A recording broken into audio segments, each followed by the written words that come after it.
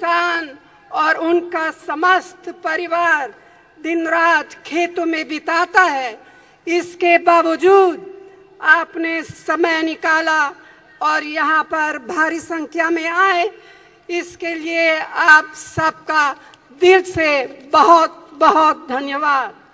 आपने यहाँ आने से हम सबका आत्मविश्वास बढ़ा है, हम सबका संकल्प मजबूत हुआ है।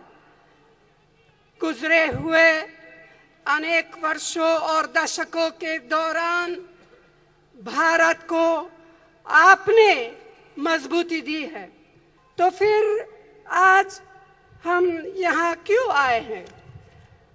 हम आज यहाँ इसलिए जुटे हैं ताकि हम प्रधानमंत्री और उनकी सरकार को पूरी ताकत से यह संदेश दे कि अब बहुत हो चुका है। किसानों, खेत मजदूरों और गरीबों के हितों की इतनी बेदर्दी के साथ हम नजरअंदाज नहीं होने देंगे। आज हम यहाँ इसलिए जुटे हैं जिससे मोदी सरकार को यह संदेश पूरी मजबूती से दिया जा सके कि देश के किसान, देश के खेत मजदूर, देश के गरीब उनके खोखले वादों और उनकी चाल को समझ चुके हैं। यही मोदी सरकार जो आपको अपनी जमीन के फैसलों से, जो आपके जीवन मरण का सवाल है, उसे दूर रखना चाहती है। जब हमारी यूपीए सरकार थी, डॉक्टर मनमोहन सिंह जी नेतृत्व कर रहे थे, हमारी सरकार थी, तब समय समय पर एमएसपी में बढ़ोतरी की जाती थी।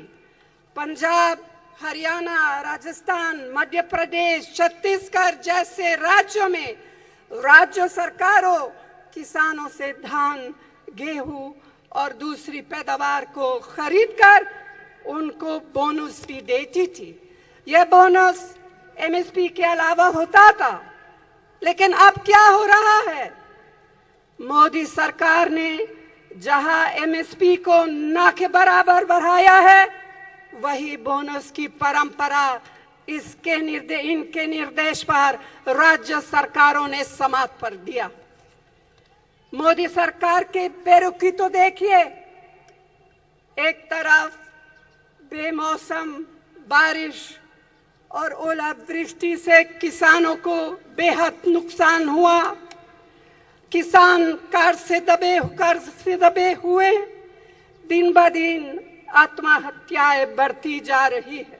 भाई और बहनों, सितंबर 2013 में हमारी सरकार सभी दलों की सहमति से भूमि अधिग्रहण से संबंधित एक नया कानून लेकर आई थी।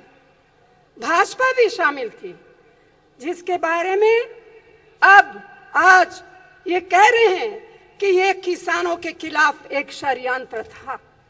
मैं उनसे आज पूछना चाहती हूँ, क्या इसमें आपकी सहमति नहीं थी? इनका यह आरोप निराधार और बेबुनियाद है। किसानों के विरुद्ध षड्यंत्र तो आप ही रचा रहे हैं। आपने बड़े पैमाने पर उस कानून में बदलाव किए हैं जो किसानों के हितों के खिलाफ है।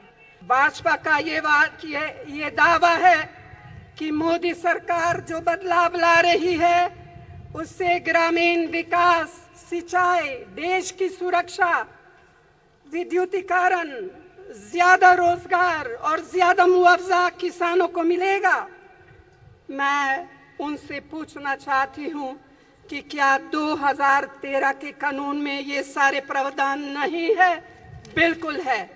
अब जमीन आप बेचना चाहते या नहीं, उसकी परवाह किए बिना आपकी जमीन सरकार द्वारा निजी कंपनियों के लिए अधिग्रहण की जाएगी। आपकी जमीन अधिग्रहण करने के बाद अगर 5 साल तक उसका कोई उपयोग नहीं हुआ, तो वो आपको कब वापस मिलेगी उसकी कोई समय सीमा नए कानून में बिल्कुल नहीं है, जबकि हमारे कानून में 5 साल की सीमा थी। इन्होंने ये भी बदलाव किए हैं, जो औद्योगिक कॉरिडोर बनाए जा रहे हैं उसके दोनों तरफ 1 किलोमीटर जमीन अधिग्रहण करके आपके नहीं बल्कि निजी बिल्डरों के हितों की रक्षा की है। इनके कानून में आपका बहुफसली जमीन को भी अधिग्रहण किया जा सकता है। क्या इससे आपको आर्थिक तौर पर बड़ा नुकसान नहीं होगा? जिस तरह हमने किसान संगठनों, मजदूर संगठनों, सामाजिक संगठनों, सभी राजनीतिक दलों, खास तौर से भाजपा और राज्य सरकारों की सलाह लेकर इसे बनाया था, इसका एक ही जवाब है, नहीं, बिल्कुल नहीं किया। यही प्रधानमंत्री मोदी जो बड़े जोर शोर से कह रहे थे कि वह पक्का, वह सबका साथ और सभी सहमति से देश को आगे चलाना चाहते हैं। इस नए कानून से केवल किसान और खेत मजदूर की नहीं बल्कि आदिवासी और वनवासी भाई बहनों की जिंदगी पर भी विपरीत प्रभाव पड़ेगा। इन सभी को मद्देनजर रखते हुए मोदी सरकार की नीतियों के विरोध में 14 दलों के साथ मिलकर हमने राष्ट्रपति महोदय को भी एक ज्ञापन दिया, जिससे आपके हितों की रक्षा की मांग की है। भाइयों और बहनों, गुजरे 11 महीने में क्या हुआ है? आज किसान गहरे संकट के दौर में गुजर रहा है। उनकी हालत बहुत ही गंभीर है, बहुत ही चिंताजनक है। गेहूं के मामले में एक तरफ सरकार खरीदने के लिए तैयार नहीं है, वहीं दूसरी तरफ अमेरिका और ऑस्ट्रेलिया से रिकॉर्ड स्तर पर गेहूं खरीदने के समझौते कर रही है। पिछले 1 साल में धान के मूल्य में 35% गिरावट आई है। कपास का मूल्य 25% गिर चुका है। गन्ने की बकाया राशि किसानों को नहीं मिल रही है। आलू के मूल्य में 80% गिरावट आ चुकी है और यही स्थिति रबर की भी है। और भी बहुत से पैदावार है जिनके सही मूल्य किसानों को नहीं दे रहे हैं। जैसे यही काफी नहीं हो, सरकारी नीतियों की वजह से यूरिया की भी बड़े पैमाने पर कमी हो गई है और इसका काला बाजारी हो रही है। किसानों की समस्याएं सिर्फ यही नहीं रुकती।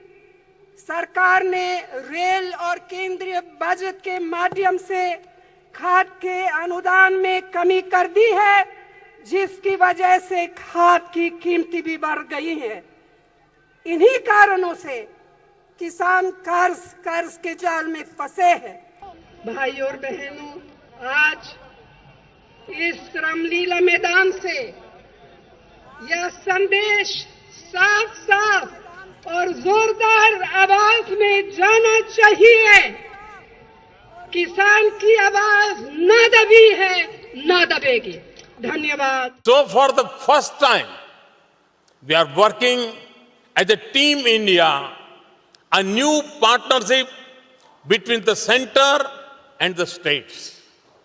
We speak of cooperative federalism, but also competitive federalism, where states would excel by competing with each other for investments and jobs.